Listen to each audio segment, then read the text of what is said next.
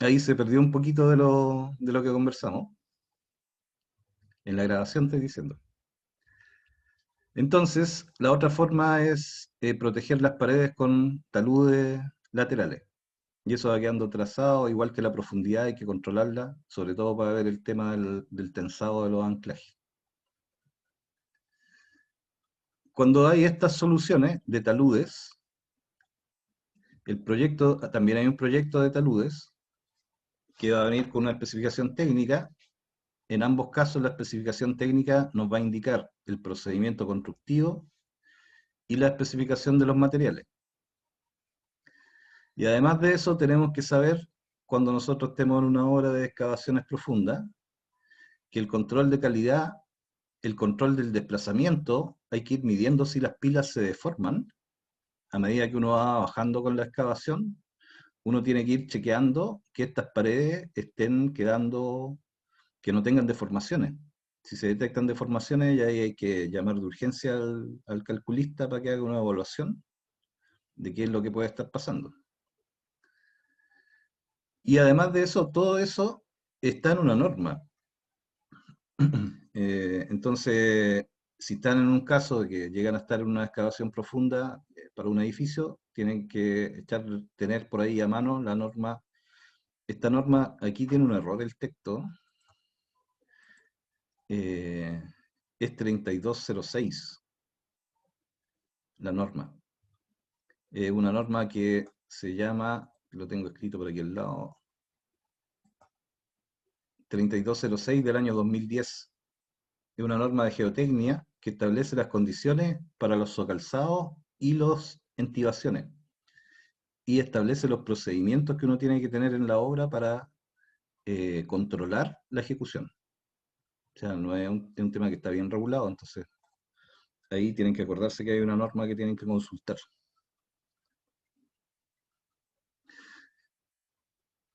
Bueno, esto ya se lo había comentado, que en los socalzados las pilas tienen la doble función. La de entibación, que evitar que las paredes se desmoronen, y como pila de socalzado, que es cuando están apoyando una fundación que va a quedar en el aire cuando yo excave.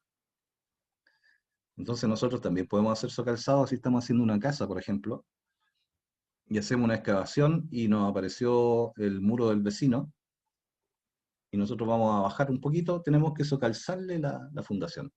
A lo mejor en una casa basta con que le hagamos una hormigonando, le sacamos tierra a 2 metros y le metemos hormigón, sacamos tierra a 2 metros, le metemos hormigón debajo de la fundación y ahí evitamos que se caiga. En los edificios un poquito más grandes.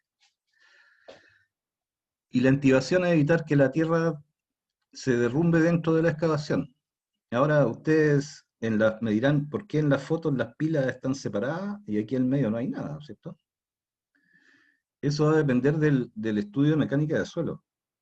En el caso de esta foto, el mecánico de suelo determinó que a esta distancia de las pilas, el suelo por sí solo se mantenía vertical y bastaba protegerlo con una capita ahí de lechada de cemento.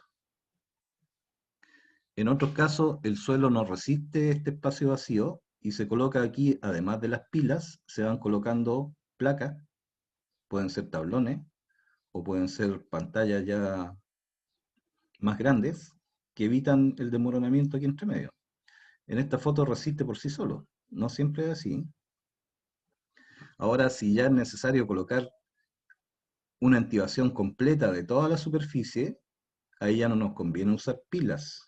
Ahí usamos otros sistemas como el muro berlinés o como un tablet estacado que va subiendo desde abajo. Hay otros muros que se va haciendo el muro de inmediato, que se mete una máquina grande que va excavando y se va haciendo el tiro el muro, y después se sacan 2 metros más allá y se continúa haciendo el muro. ¿Ya? Pero en este caso de la foto, bastó con las pilas y con echarle aquí agüita de cemento entre medio. Y eso está entibando la pared vertical de la excavación. ¿Qué problemas presenta la entibación o socalzado? Cuando hay mal control del ángulo en la inclinación de los taludes, cuando hay taludes dentro de las excavaciones, cuando hay filtraciones a través de las paredes de la excavación, ¿no es cierto? puede incluso que no sea por una napa, pero imaginémonos qué pasaría, por ejemplo, si en el edificio de al lado se rompe una matriz y empieza a salir agua por aquí. Entonces eso cambia las condiciones del suelo y propicia que haya un derrumbe aquí, un arrastre de agua de tierra considerable que puede hacer peligrar incluso las pilas. Entonces eso ya sería una cosa de emergencia que habría que solucionar. Otro problema es el vaciado del material entre pilas de ventilación. No, eso no es tanto. Interferencia de anclajes con edificaciones vecinas. Ese es interesante porque ¿qué pasa si un anclaje me topa con el subterráneo al lado? Ahí ya no se puede poner el anclaje de ese tipo y el calculista tendría que haber diseñado otra solución. Deformaciones de las paredes de la excavación. Eso significa que hay un problema con el diseño que habría que recurrir de emergencia al proyectista para analizarla y reforzar. Ahora, en caso de una emergencia, ¿cómo yo puedo reforzar esto? Básicamente tendría que partir corriendo a comprar unos tubos grandotes de acero y colocar diagonales, como los arrestamientos de los moldajes, pero gigantes, y anclarlo aquí a una fundación bastante profunda, en caso de emergencia. No hay otra cosa que hacer que tratar de sujetarlo. Ya no podemos volver a poner la tierra que sacamos. Pero eso es poco habitual, como les digo, porque estos diseños ya vienen bastante exhaustivos por parte de los proyectistas, porque es una actividad riesgosa. Medidas de control, ejecutar siguiendo estrictamente las indicaciones del proyecto, que es lógico. Control topográfico de la ubicación de la fortificación. Si es con pila, la posición de cada pila, la distancia, todo eso, las medidas, todas las dimensiones. Tener protocolos para el control del tensado. Ese es un tema bien específico del tensado, que hay que controlar la carga que uno le aplica con los gatos hidráulicos y la deformación del cable. Además de la carga, uno verifica cuánto se deformó. Y eso uno lo compara con lo que dice el diseño. Porque puede darse el caso, por ejemplo, que el bulbo que se coloca de hormigón que se expande en la punta no haya quedado bien ejecutado, y que yo le estoy aplicando la tensión, pero el cable tiene un desplazamiento. Se puede desplazar poquito, ¿cierto? Entonces el gato hidráulico, como está haciendo carga, es probable que lo estire menos de lo que decía el diseño. No basta con anotar solamente la cantidad de toneladas del manómetro de la máquina, sino que también hay que marcar con pintura el cable para ver cuánto se estiró. Se verifican las dos cosas. Hay que controlar los largos y los ángulos de inclinación, dependiendo de cómo es el detalle del calculista. Coordinar el proyecto de estructura para evitar interferencia. Y el control de verticalidad de las pilas y que el sello de fundación esté donde debería estar y en un suelo apto para resistir la estructura.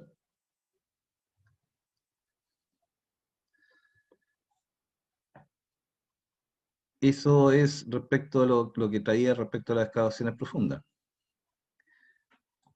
Ahora aquí hay una serie de... Oh, que son hartas. Entonces, si seguimos en orden, ya estamos llegando a las excavaciones, tenemos listas las excavaciones y ahora deberíamos partir con el resto de las obras preliminares, que en este caso serían las instalaciones de faena.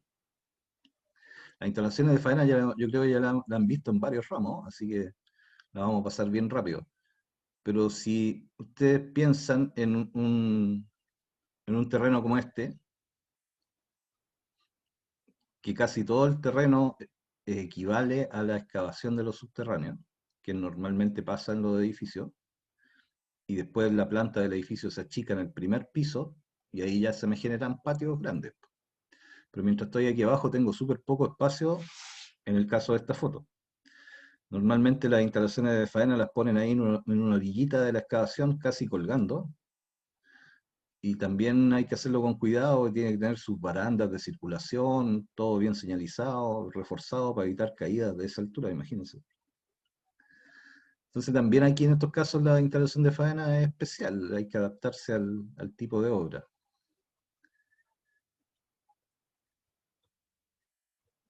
No sé si llegó alguien más en este rato que no lo dejaba entrar. No.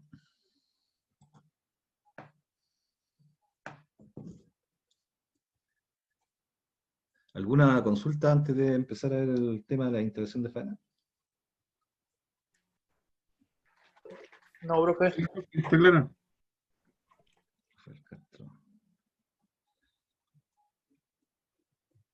Mira, lástima que no tenía hecha al tiro la clase que viene, porque si no esto lo podría haber dado para que le hubieran echado una leída nomás y haber pasado a otra materia al tiro, ¿no?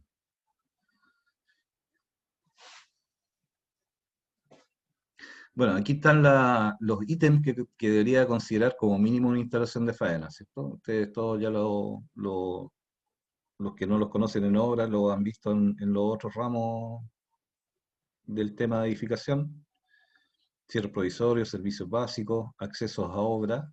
Lo que sí es bueno es que ustedes traten de imaginarse estas cosas metidas en una excavación masiva como la que vimos al lado, anteriormente, digamos. Sectores de descarga de materiales, instalación de grúa, que eso ya es una característica súper importante en los edificios, donde yo instalo la grúa y cómo la uso, los empalmes, la bodega y otros recintos. ¿Qué cosa es importante considerar? ¿Cuántas personas trabajan en la obra? La capacidad de los empalmes y los servicios básicos, de acuerdo a la maquinaria, sobre todo si hay una grúa pluma o otras maquinarias más, puede haber una betonera grande, o pueden haber muchas máquinas eléctricas conectadas a una instalación de obra. Entonces, en un edificio grande ya hay que considerar que la capacidad de los empalmes que hay que pedir normalmente es alta, y que puede ser antieconómico un empalme monofásico, y ahí convendría un empalme trifásico provisorio.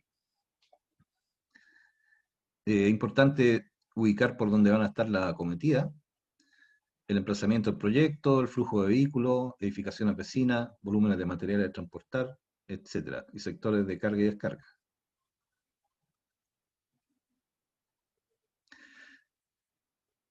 El cierre provisorio. El cierre provisorio no tiene mucha ciencia. Lo que sí en este tipo de, por ejemplo, en la obra que estábamos viendo, en el caso de las excavaciones profundas, aunque no sean tan profundas como las que vimos recién, y tenemos el cierre ahí mismo, tenemos que, es un poquito más complicado para evitar riesgos de accidentes cuando los cierres perimetrales me están quedando en los bordes de las excavaciones.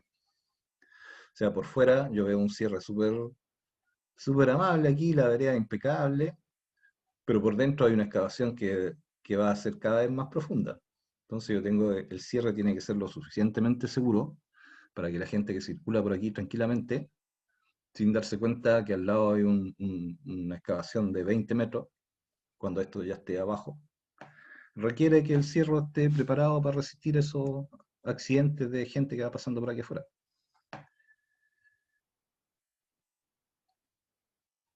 Y eso hace que este cierre ya sea más difícil de ejecutar que cuando nosotros pensamos normalmente en un cierre provisorio. Bueno, son un par de palos con una malla y estamos listos. En este caso un poquito más complicado.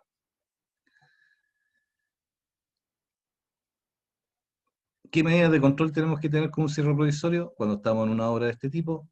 El respaldo del proyecto del cierre con memoria de cálculo. Por ejemplo, los cierres que hicieron en el hospital. No sé si ustedes se fijaron que era una estructura metálica que estaba revestida con placas. Entonces, eso, como ya era un cierre que va a estar varios meses, digamos, puesto, y que va a estar en un momento con una excavación muy profunda por dentro, es insignificante el costo si yo le digo al calculista del edificio: oye, dentro del edificio, además de la excavación profunda, hacen un cálculo de una estructura chiquitita para que aguante el cierre provisorio, que aguante que alguien se apoye, etcétera, que no se desmorone. Entonces, para eso hay que tener una solución rápida de hacer este cierre de manera que sea estable y seguro. Medidas de seguridad respecto a los cierres provisorios: un control de acceso de distinto tipo, por el tema de los seguros y de los contratos cuando son obras más grandes. No, va a ser una exigencia que la seguridad de la obra, si se va a usar seguridad externa, cumplan con estos requerimientos de que estén inscritos en el OS10, etcétera. Con el curso, perdón. el curso de S10, para que si pasa algo no nos digan, oye, pero tú no tenías guardia certificado. Ah, y aquí entramos al tema de la grúa. Mira, me hubiera apurado para aprovechar de pasar bien lo de la grúa. Que media horita. Y aquí hay otra característica que ya es especial de los edificios, en edificación, construcción en altura, que se usan grúas pluma o grúas torre, que tienen varias características especiales para su uso. El primer tema tiene que ver con cómo nosotros ubicamos la grúa y cómo vamos a hacer el montaje de las grúas. Y esto ya viene desde la planificación inicial que uno hace del proyecto, o sea, cuando uno recibe el proyecto y uno empieza a planificar cómo lo va a construir, en ese momento uno tiene que decidir dónde van a ir ubicadas las grúas, cuántas grúas conviene colocar para tener el avance que yo espero, y eso va a depender del tamaño del edificio y del alcance de las grúas, de los precios de las grúas, de la disponibilidad de grúas que haya en el mercado también. Y en base a lo que nosotros seleccionemos, es tan importante este tema de las grúas para los edificios que en base a la grúa que yo selecciono, es el rendimiento que yo voy a tener después en la obra, sobre todo en la etapa de obra gruesa. O sea, la grúa me va a definir el ritmo de la cantidad de metros cuadrados de moldaje que puedo mover y va a influir mucho, no el 100%, pero va a influir harto en las otras actividades como la enferradura y la instalación del hormigón. Y en base a la grúa que yo seleccione, voy a poder hacer mi programa real de avance. Y ahí yo separo la obra en etapas, dependiendo de dónde coloque las grúas, puedo hacer una etapa con una grúa, la otra etapa con la otra grúa, etcétera. Es como armar un mecano este tema de instalar la grúa. Es buena esta imagen, esta imagen igual la encontré en un texto de otro profesor, pero está re clara porque se ve clarito la relación que hay entre el proyecto y dónde yo ubico las grúas. Está puesto el plano debajo, ¿no? Bien, bien visual esa idea. Dependiendo del alcance de la grúa, yo sé hasta dónde puedo dividir el edificio en zonas, por ejemplo. Esta zona de acá la hago con la grúa de aquí, esta otra zona la hago con esta grúa, parto con esta etapa, después me cambio a la otra y un poquito más atrás llevo esta, porque no tengo la gente suficiente para hacer toda la planta al tiro. Son distintas posibilidades que me da la grúa que yo elegí, o la que tuve a mano, digamos. Pero vamos en orden, primero hablemos del montaje y el emplazamiento.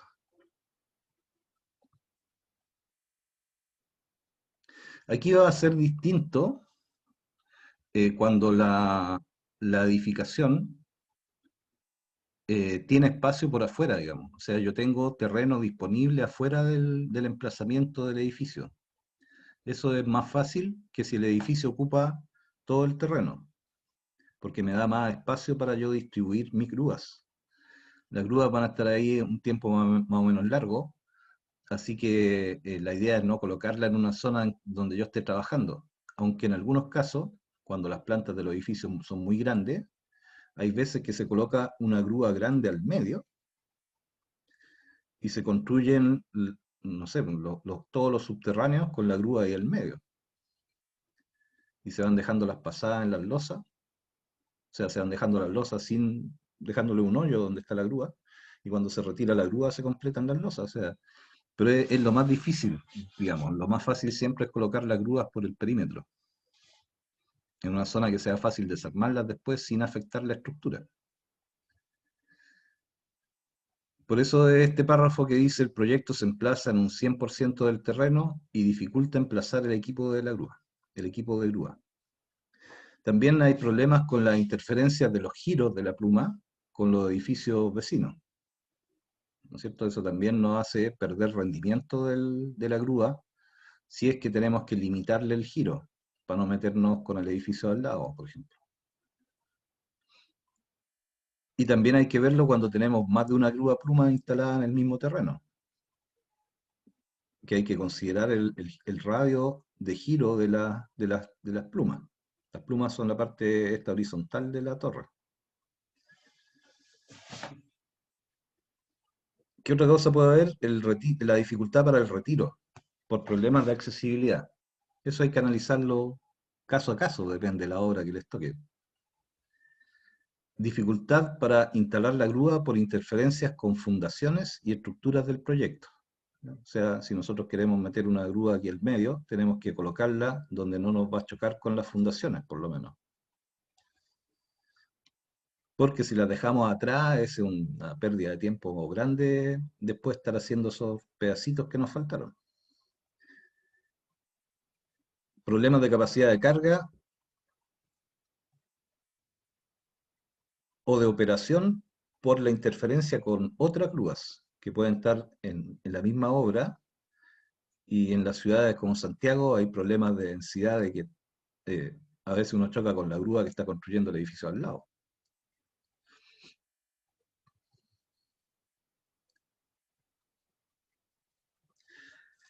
¿Qué medidas de control tenemos que tener? Las grúas se apoyan sobre el suelo, bueno, como es lógico, entonces hay que tener precauciones con la preparación del sello donde nosotros vamos a apoyar la grúa. Y eso también tiene que estar verificado por el mecánico de suelo. La forma en que se instala la grúa pasa también por el mecánico de suelo. Eh, y es bien complicado porque las grúas no tienen una fundación que va a quedar definitivamente instalada, digamos. O sea, las grúas normalmente quedan simplemente apoyadas sobre el suelo y se evita el volcamiento colocándole contrapesos de hormigón, de varias toneladas de hormigón. Entonces es una superficie grande metálica que se coloca sobre el suelo, no es que se haga una fundación y que quede empotrada. Por eso es delicado, porque después sería difícil sacarla, si la idea es que la grúa después se desarma y se saca. O en muchos casos uno hace grúas sobre rieles, dentro de una obra extensa, por ejemplo, también hay grúas que se apoyan sobre rieles y se pueden desplazar en distintas posiciones de acuerdo a los rieles que uno coloque. Entonces, ese sistema de fundación debería estar respaldado como parte del proyecto o como un diseño que uno le puede pedir a la empresa que te está arrendando la grúa, si es que es una grúa arrendada. ¿Qué otra cosa? La apropiada alimentación eléctrica del equipo con un tablero exclusivo y conexión a malla de tierra. Ese tema que se ve así como medio poco relevante es súper relevante porque no sé si tengo una foto de una grúa entre medio de la ciudad. ¿Eh? No. Que acuérdense que normalmente estos edificios están asociados a las ciudades más grandes, donde hay más densidad y normalmente se construyen en barrios que ya están habitados, digamos. ¿Qué significa eso? Que normalmente un edificio en una ciudad ocupa todo el terreno y está muy cerca de la calle. Eso hace que esté también muy cerca de las redes eléctricas que pueden haber en los espacios públicos. Y además pasa que normalmente en estas obras que hay poco espacio, los camiones, lo más fácil es arrendar un espacio de vereda y estacionar el camión afuera y llegar con el capacho al camión. Entonces, dependiendo, hay que tener cuidado con dos cosas. Una, con la proximidad de las líneas aéreas, y la otra es que las grúas torres siempre tienen que tener un sistema de puesta a tierra, porque es más frecuente de lo que uno piensa que las grúas provocan cortocircuitos con las instalaciones públicas. Entonces, si no tiene el sistema de puesta a tierra, estamos poniendo en peligro al operador que está arriba y a riesgo de incendio o de accidentes graves porque cortamos una línea eléctrica. Y no es necesario cortarla, sobre todo si es media tensión. Si es alta tensión, no nos van a dejar poner una grúa torre que esté pasando cerca de la alta tensión, porque ahí la norma eléctrica es clarita, que hay que dejar una cantidad de metros y proteger las líneas con PVC, no se puede. Pero la media tensión es súper frecuente que las grúas se acerquen al cable de media tensión y sin llegar a tocarlo se hace un arco. Se genera un arco eléctrico y salta la electricidad desde el cable al cable de la grúa. Y normalmente los cables ahí se cortan, los cables de media tensión, y caen al piso. Entonces es un riesgo, pero de accidente por todas partes. En el espacio público, la gente que va por afuera y el operador de la grúa. Y todos los que estén tocando la grúa en ese momento. O sea, es como si fuera un pararrayos la grúa. Ahora me imagino que en otras zonas geográficas donde hay tormentas eléctricas también la grúa es como un pararrayos. Aquí no es ese caso, pero sí es frecuente que se provoquen arcos eléctricos con las líneas que van por la vereda. Entonces es súper importante ese tema de poner a tierra la instalación eléctrica de la grúa. Y toda la grúa. O sea, si la grúa recibe una descarga, la línea a tierra va a proteger al operador que está aquí arriba.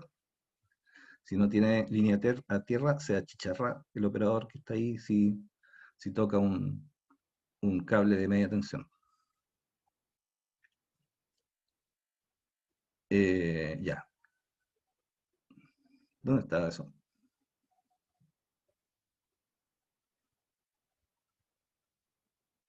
Me cambié de... Así, aquí está. Entonces, tiene que tener siempre su malla a tierra, y no una malla a tierra artesanal, sino que debería venir el...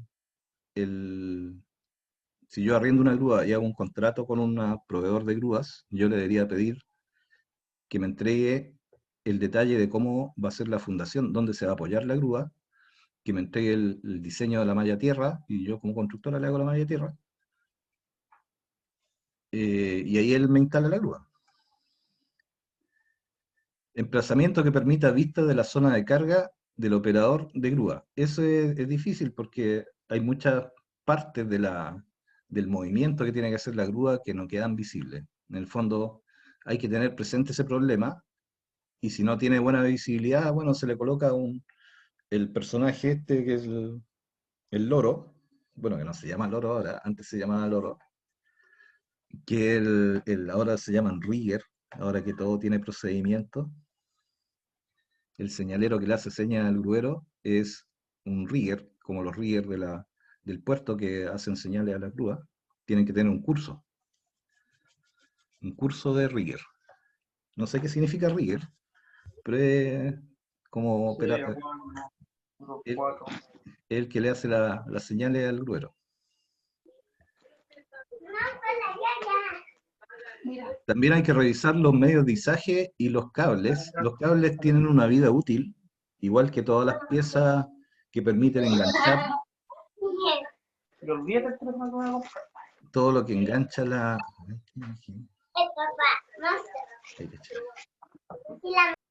Ya, ahí... Ya, ahora se escucha mejor. Apropiada revisión y buen estado de los elementos de izaje. ¿Cuáles son esos elementos de izaje? Los cables, el motor que mueve los cables y los ganchos donde se amarran o se cuelgan los capachos o los estrobos que soportan la carga. Todo eso tiene una vida útil. Entonces, cada cierta cantidad de horas de operación de la grúa, los cables hay que cambiarlos para evitar cortes por falla, por fatiga. Incluso hay algunos... También, mi amor. Se prendió de nuevo el micrófono. Ya, lo apagué de nuevo.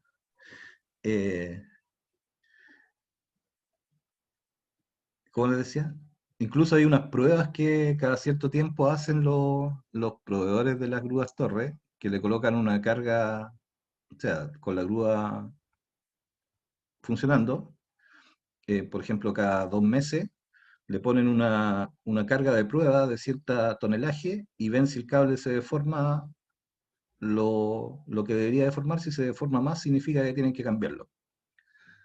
Y cambian todo el cable. Control de certificación de operadores, que el operador que maneja la grúa, que a veces está pues, metido en una cabina arriba. Normalmente está la cabina del operador en la parte de arriba de la grúa, donde está la pluma. Y también hay algunas grúas que tienen un control remoto, que el operador puede salir de la grúa y puede ubicarse en una zona del edificio donde tenga buena visual y tiene un joystick para manejar la grúa. Es el operador. Y este rigger es el que yo siempre conocí como loro en las obras, que es una persona que está, que tiene, bueno, ahora hay un curso, pero antes hay un sistema de señales que se le hacen al gruero de todos los movimientos del carro, para acercarlo, para alejarlo, para subir, para bajar, para girar a la derecha, girar a la izquierda, para subir rápido, subir despacito, etcétera. Todo con señas. Y esa es una persona especializada que se anda moviendo para indicarle al gruero qué movimiento hacer cuando el gruero no tiene visión directa, que pasa muy seguido. Procedimientos de trabajo, también es importante definir y capacitar a la gente de los procedimientos que va a tocar hacer durante la jornada usando la grúa, dependiendo del tipo de material que se va a mover, cuáles riesgos hay, cómo va a ser la comunicación entre el operador y el que le da las señales, cómo se le puede comunicar al operador en caso de una emergencia, etcétera. Todo eso tiene que estar con un protocolo, con un procedimiento, ¿ya? O sea que en el fondo que estén todos de acuerdo en que sea clara la forma de comunicación y que el personal sepa de lo que está haciendo la grúa en ese momento. Normalmente en estos casos en los edificios se capacita a los capataces, dependiendo de la especialidad que sea, para que revisen la forma en que se amarra la carga a la grúa, ¿no es cierto? Que esté amarrada de la manera adecuada y si es una carga que lo necesite, se acompaña a la carga con unos vientos o con unas cuerdas que permiten controlar que la carga no se mueva mientras se está desplazando, que son casos muy excepcionales, sobre todo cuando uno se mueve algún equipo de aire acondicionado o un paquete de fierros que sea muy largo, a pesar de que hay unos estrodos especiales para mover fierros, que no se amarran del medio ni de las dos puntas, sino que tienen una barra. Eh, pero hay que tener precaución de evitar esos accidentes. Aquí no sé por qué de nuevo me devolví el tema de las bodegas y de los comedores. Las bodegas y los comedores ya lo hemos tratado varias veces. Ahí ustedes pueden leerlo para repasar algunas cosas, pero yo creo que hasta por ahí estaríamos. Aparte que son dos transparencias que se leen y no tiene mucho, además de que lo bueno sí que está en las transparencias ahí anotados los artículos que tienen que ver con las revisiones. Que esto era antes de la pandemia, sí, pues ahora hay otros procedimientos, pero que siempre han estado regidos por ¿qué organismo? La Mutual del Trabajo, la que revisa y entra a ver a la obra si están los comedores, si están los baños. Parece que sí, ¿cierto? Entonces ellos controlan los requisitos de acuerdo a estos decretos de ley que están escritos ahí. Profesor, Sí, en la inspección del trabajo. ya, sí, eso no lo tenía claro. Muchas gracias. Eso era lo que tenía hasta ahora. Y con esto ya estaríamos, si estuviéramos haciendo un edificio, con la excavación masiva hecha, con la grúa puesta, la instalación de faena, y lo que nos queda en la clase que dijimos que iba a ser una más, o dos más, una más. O sea, nos queda una clase, ahí les voy a, a mostrar de esta misma forma algunas cosas que son recomendaciones para administrar la etapa de obra gruesa. Que ahí vamos a seguir hablando del tema de la grúa. Ahí vamos a ver cómo, dependiendo de la grúa, yo puedo definir la etapa en que voy a dividir la obra, cuántos metros cuadrados de moldaje puedo hacer por jornada, eh, pensando en que la grúa también tiene que mover otros materiales dentro de la obra, pero en la etapa de obra gruesa básicamente mueve moldaje, fierro y hormigón. ¿Cómo se complementa en caso de un edificio cuando yo tomo la decisión de usar para vaciar el hormigón? No basta solamente, o sea, si yo vaciara el hormigón solamente con la grúa, empiezo a atrasarme con el movimiento de moldaje. Eso lo vamos a ver la clase que viene, ¿eh? Pero como me queda tiempo ahora, voy a hacer una sinopsis. Lo que vamos a ver en el capítulo que viene, como sale en las series de internet. Por ejemplo, si yo moviera el hormigón solamente con capacho, la grúa estaría tan ocupada en eso que no tendría tiempo para mover los moldajes y la enferradura. Entonces, normalmente cuando uno tiene una sola grúa en la obra y está haciendo obra gruesa, lo que uno hace es complementar para los días en que uno tiene programados hormigones, complementar, mover algunos capachos con la grúa y tener una bomba, por ejemplo. O sea, yo puedo bombear algunos elementos y otros elementos, por ejemplo, los muros, me conviene más vaciarlos con el capacho, porque es un hormigón que se puede hacer más lento. En cambio, una losa con la bomba avanzo súper rápido. Esa es una posibilidad. La otra posibilidad es tener una grúa y en vez de una bomba estacionaria, una bomba telescópica.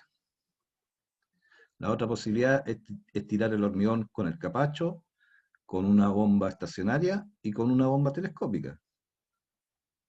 Y ahí uno va viendo todas esas cosas y en base a eso uno puede decir ya, en base a cómo me organicé, yo voy a avanzar un piso diario. O sea, perdón, un piso cada 2 días, una cosa así, o 2 pisos a la semana. ¿Y cómo yo puedo tener esa seguridad? Porque ya analicé todo ese tema. ¿Cuánto me rinde la grúa? ¿Cuánto moldaje puedo mover? ¿Cuánto hormigón puedo mover en el mismo instante? Que básicamente todo eso se aplica en la etapa de obra gruesa. Y ahí vamos a ver también qué pasa, en qué momento, cuando yo estoy haciendo un edificio, en qué momento yo puedo empezar ya a iniciar las terminaciones, ¿no es cierto? Que ahí por lo menos hay que dejar pasar varios pisos, ya ahí por ejemplo en el cuarto piso, y ya puedo empezar a hacer algunas terminaciones en el primero. Y ahí voy avanzando de ahí en adelante, terminación segundo piso, obra gruesa quinto piso. Y ahí ya empieza a ser necesario distribuir las tareas entre un equipo. Ya una persona ya no es capaz de coordinar todas esas cosas en ejecución. Por eso hay un administrador de obra que divide delega la responsabilidad en distintos equipos, y cada equipo pueden ser capataces, un ayudante técnico, un jefe de terreno, que va entregando la información, pero no todos los detalles del diario, sino que ya sería imposible para una persona. Entonces de esos temas vamos a hablar la clase que viene. Se me pasó rápido la hora, ya van a ser las 9.